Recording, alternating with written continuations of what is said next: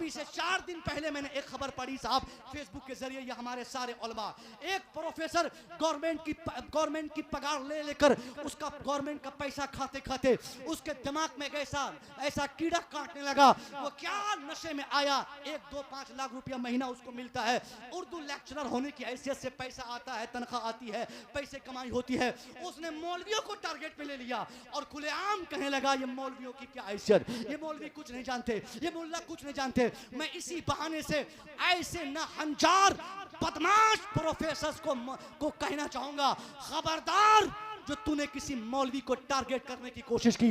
अरे कामयाबी का वो कौन सा मैदान है जहां तुम मौलवी को देखना चाहता? अगर तू प्रोफेसर है तो मौलवी भी प्रोफेसर बनते हैं, अगर तू डॉक्टर है तो मौलवी भी डॉक्टर बनता है, अगर तू पीएचडी होल्डर है तो आलिम भी पीएचडी होल्डर बनते हैं, तू करोड़पति बनता है तो आलिम भी करोड़पति होते हैं, तू अगर एसी में सोता है तो एसी वाले आलिमों का होकर पीते हैं, तू अगर करोड़पति अपने आप को कहलाता है तो खरबपतियां उलमा की जूतियों को ताज बनाकर सर पर रखते हैं। हमारे चैनल से जुड़ने के लिए YouTube पर MJR नाथ वर्ल्ड को सब्सक्राइब करें।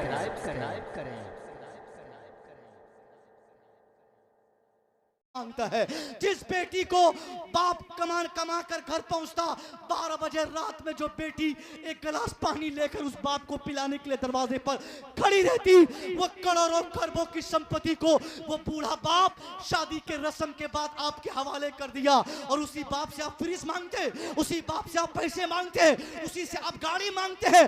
अरे वो बेचारा तो सारी संपत्ति बेचकर अपनी बेटी को आपके हवाले कर दिया। अब उस गरीब के पास फ्रीज का पैसा कहां से आएगा? उसके पास जमीन नहीं, उसके पास मकान नहीं, उसके पास पैसे नहीं, उसके पास कमाने की उम्र नहीं। अगर कोई लड़का ये तवक्को करता है कि मेरा ससुर मुझे गाड़ी क्यों नहीं दिया, मेरा ससुर बचा हुआ पैसा क्यों नहीं दिया, मेरा ससुर अच्छी क्वालिटी का फर्नीचर क्यों नहीं दिया, ऐसी फिक्र आपके दिमाग में है तो निकाल दे, उस गरीब की बेटी से मोहब्बत करें। उनकी मोहब्बत में कामयाबी यही बरकत का वाहिद रास्ता है। जो लड़का अपनी बीवी से मोहब्बत करे और वो गरीब की बेटी अपने ससुराल में उस मोहब्बत को देखकर अल्लाह की बारगाह में नमाज पढ़कर अगर इल्तिजा कर दे, अपने दुपट्टे को लहराकर, या अल्लाह मेरे शौहर कितने अच्छे, ससुराल वाले कितने अच्छे, मेरे ससुर कितने अच्छे। ये इस्लामिक आवाज MJR नाथ वर्ल्ड की जानिब से समाअत कर रहे हैं। अल्लाह गरीब की बेटी की दुआ है, इस घर में बरकतों के रास्ते खोल दे, बरकतों की बारिश फरमा दे, ए अल्लाह इस घर में खुशहाली नाजिल फरमा दे। मैं कसम खा के कह सकता हूँ, जिस दिन एक गरीब की बेटी आपके घर के लिए दुआओं के लिए अपने आंचल को लहरा कर अल्लाह से मुतालबा किया हो, उसी दिन से आपके घर में बरकतों के रास्ते खुल जाएंगे। और फिर 1-2 गाड़ी नहीं, गरीब की दुआ रहेगी, 50 गाड़ियों की लेन दरवाजे पे लग जाएगी। जिंदाबाद, बेशक बेशक, बहुत उम्दा। गरीबों को रोजाइए मत, गरीबों को तड़पाइए मत, बर्बाद हो गया समाज, ये तबाह हो गया समाज।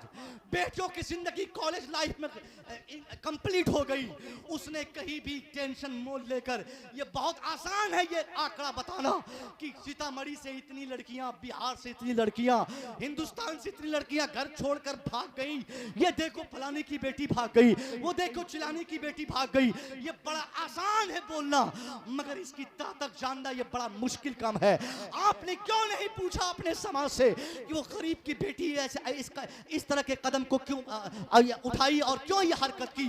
जब आप इसका रीजन तलाशेंगे, 99% इस तरह की हरकत करने वाली बेटियों का रीजन यही होता है कि वो या तो गरीब की बेटी होती है, उसकी गुर्बत की बुनियाद पर उसका बाप जज्बपोशी करता है, उसका बाप उसको आजादी के माहौल में रख देता है, छोड़ो कहां से टेंशन लाओ, कहां से पैसा लाओ, कहां से कमाऊं, भले कहीं से शादी हो जाए उससे कोई मतलब नहीं। जिस दिन आपने बेटियों के हुकूक देने का माहौल समाज में पैदा कर दिया, आपने उस बेटी के बाप को सताने को अपने ऊपर हराम समझा और बेटी से उसकी बेटी से मोहब्बत करना। शादी के बाद की बात कर रहा हूँ, शादी से पहले की मोहब्बत का मैं कोई कायल नहीं। शादी से पहले की मोहब्बत तो आज की तारीख में साहब इंसान को जानवर बना देती है। वो मोहब्बत इस समाज को उजाड़ देती है। उस मोहब्बत ने कितने घरों को तबाह बर्बाद कर दिया, न जाने किन किन जवानों की जवानी को बर्बाद कर दी। ऐसी मोहब्बत की कोई फिक्र इस्लाम में नहीं कि लड़का किसी और का, लड़की किसी और की। और वो मोहब्बत को इस्लामिक मोहब्बत और जायज समझकर वो आपस में एक दूसरे से बातें करे, एक दूसरे के साथ निभाए, एक दूसरे को वो खलबत में रहे, तन्हाई में रहे, बातें करे, फोन कॉल्स हो जाए, व्हाट्सएप चैटिंग हो। नहीं, इस्लाम में इसकी इजाजत नहीं। ये सारी मोहब्बत की बातें जितनी मैंने की है, ये निकाह के बाद की मोहब्बत है। और असल मोहब्बत तो साहब निकाह के बाद की मोहब्बत है। निकाह से पहले की मोहब्बत जिस्म की मोहब्बत, निकाह से पहले की मोहब्बत ख्वाहिशात की तकमील की मोहब्बत, निकाह से पहले की मोहब्बत कुछ जिस्मानी ख्वाहिशात को लूटने, पाने, छीनने, इन सारी चीजों की हुसूलियाबी की मोहब्बत होती है। और वो मोहब्बत क्या, मोहब्बत तो हो ही नहीं सकती है। मोहब्बत के लिए साहब, मोहब्बत के लिए शर्त क्या है आपको मैं बताऊं, आप आसानी से समझेंगे। अगर कोई लड़का कहता है कि वो लड़की मुझसे मोहब्बत करती है, या कोई लड़की बोलती है कि सामने वाला लड़का मुझसे मोहब्बत करता है, वो दोनों इस दावे में झूठे हैं। एक लड़का एक लड़की को आपस में मोहब्बत हो ही नहीं सकती। कहीं ना सुभान अल्लाह।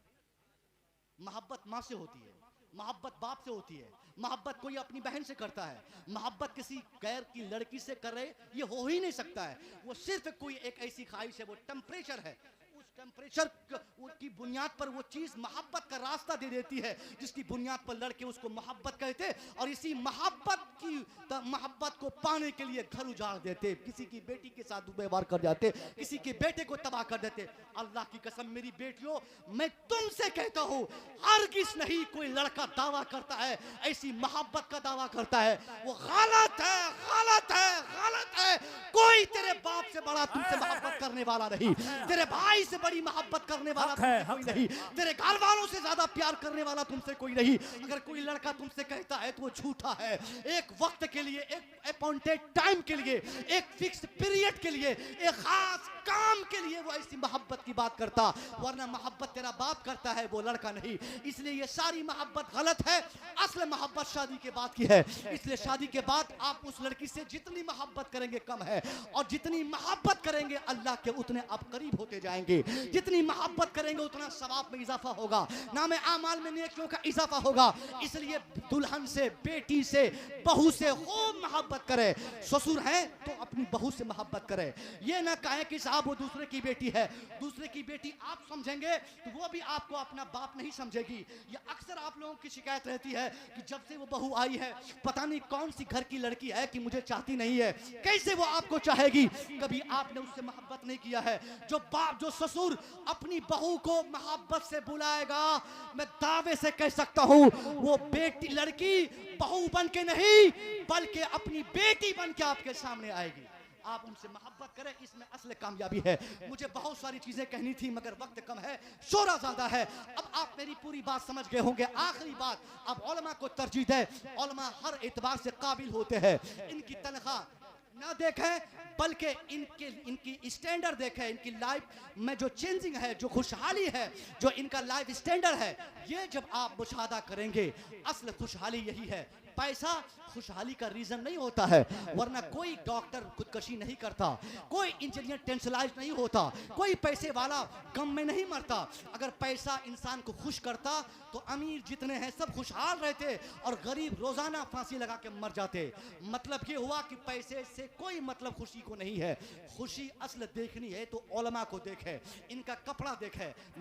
मैं तो अपने उलमा का एक छोटा सा खादिम, मैंने अपने कपड़े पर, अपनी ड्रेसिंग पर, अपने पोशाक पर, अपनी साफ यूनिफॉर्म पर मैंने कभी बचपने से मुझे दिलचस्पी नहीं रही। कभी इस तरफ मैं सोचा नहीं कि ये पहनूंगा तो और खूबसूरत दिखूंगा, ये पगड़ी, ये रंग, वो जुब्बा और वो सदरी, मैचिंग कलर जूती, ये वो सब मैं नहीं रहा। अगर कोई करते हैं तो ये हराम भी नहीं, ये उनकी दिलचस्पी है, ये उनकी तरजीहात में से है, वो खूब करें।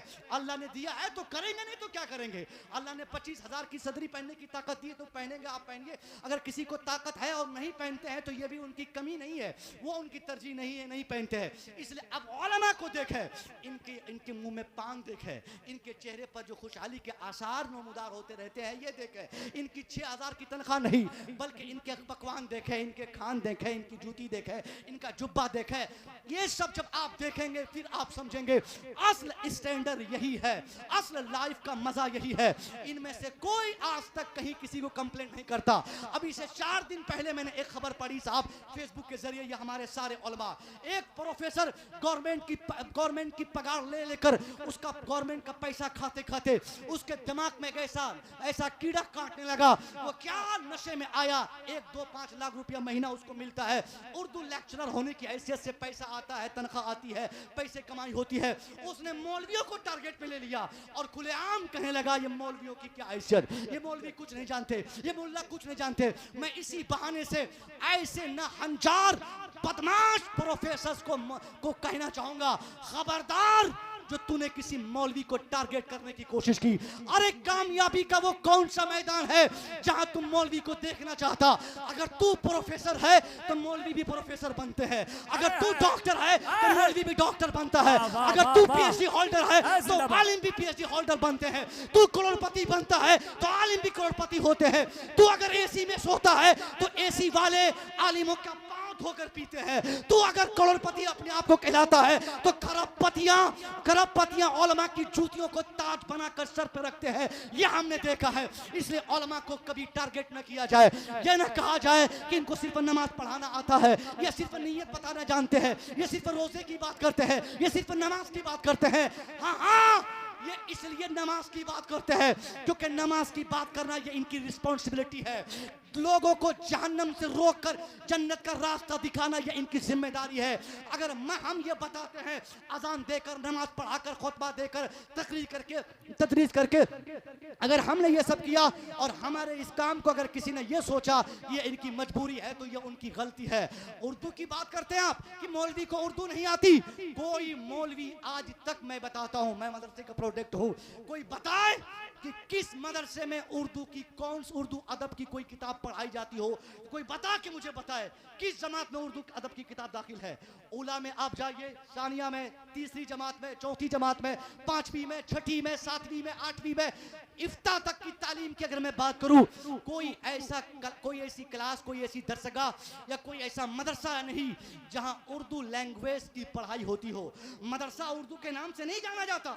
या अगर आप भी सोचते होंगे कि मौलवी साहब है तो उर्दू इनकी अच्छी होगी, उर्दू अदब में पकड़ होगी, या और बात है कि उलमा की पकड़ उर्दू अदब में है, मगर उर्दू अदब के लिए हम नहीं पढ़ते, उर्दू जबान जानने के लिए नहीं पढ़ते, उर्दू जबान के नशो नुमा के लिए हमारी तालीम नहीं होती। हमारी तालीम का बुनियादी मकसद शरीयत का काम करना, हमारी तालीम का बुनियादी मकसद कुरान पाक को समझना, हमारी तालीम का बुनियादी मकसद कुरान और हदीस को समझकर कौम तक पहुंचाना।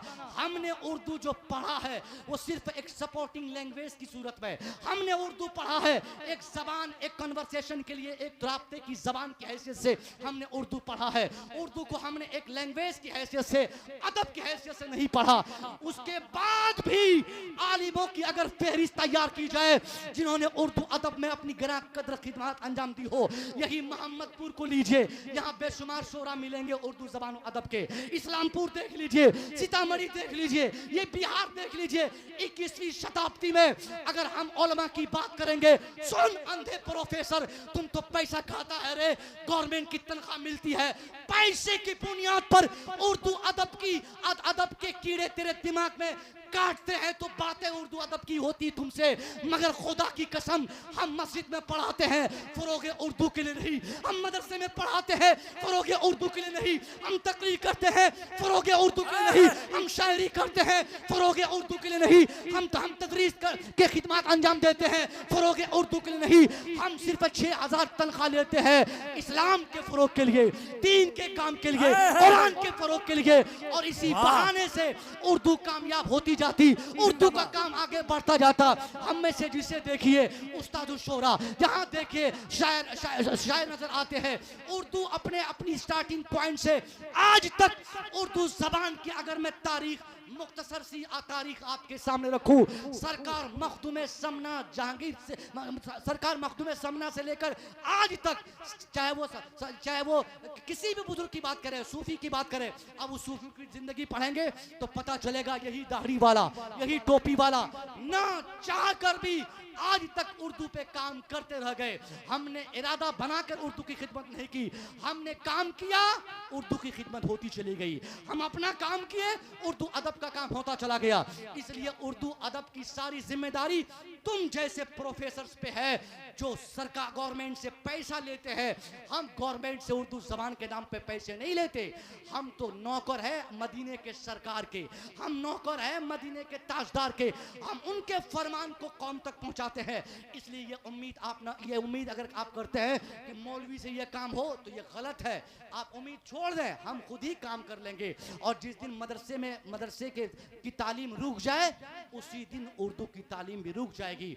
कॉलेज में उर्दू एक सब्जेक्ट होता है, कॉलेज में उर्दू एक सब्जेक्ट है। मैथ वाला उर्दू नहीं ले सकता, हिंदी वाला उर्दू नहीं ले सकता, अंग्रेजी वाला उर्दू नहीं ले सकता, फिजिक्स वाला उर्दू नहीं ले सकता, केमिस्ट्री वाला उर्दू नहीं ले सकता। ये फैकल्टीज अलग अलग है। उन फैकल्टीज में बांटकर कोई एक लड़का किसी एक फील्ड को चुनता है। मगर अल्हम्दुलिल्लाह सुम्मा अल्हम्दुलिल्लाह, ये हमारे उलमा जो कल के तलबा में थे, शामिल थे, ये हमारे उलमा जब कल मदरसे में पढ़ते थे, न कल इनका ताल्लुक उर्दू पढ़ने से था, न आज इनका ताल्लुक उर्दू पढ़ने से है। बावजूद इसके मदरसे में पढ़ने वाला चाहे वो नाजरा में पढ़ता हो, उनकी उर्दू इतनी अच्छी होती, उनका तलफ़ुज़ इतना अच्छा होता, उनके मखारिज के अदागी इस कदर अच्छे होते कि आज लाखों पैसा कमाने वाले प्रोफेसर की नहीं होती। सीन और शीन की तमीज नहीं 5 लाख रुपया महीना लेता। यहाँ इदादिया पढ़ने वाले के तलफ़ुज़ इतने अच्छे होते, पता चलता कि उर्दू का असल खादिम ये हमारे उलमा है। उर्दू ज़बान और अदब के फ़रोग़ में जो उलमा ने कदर खिदमत अंजाम दी है और देते रहेंगे, इंशाअल्लाह होता चला जाएगा ये काम। मैं दुआ करूँगा मौला तबारक व तआला। बातें तो बहुत सारी हो गई, मगर जो मुख्तसर तरीन बातें मैंने अपने समाज में उलमा के बीच मैंने रखी है, अल्लाह इन तमाम बातों पर हमें पहले बादहू आपको अमल की तौफीक अता फरमाए। अस्तगफिरुल्लाह रब्बी मिन कुल्लि ज़ंबि व अतूबु इलैह। अस्सलामु अलैकुम।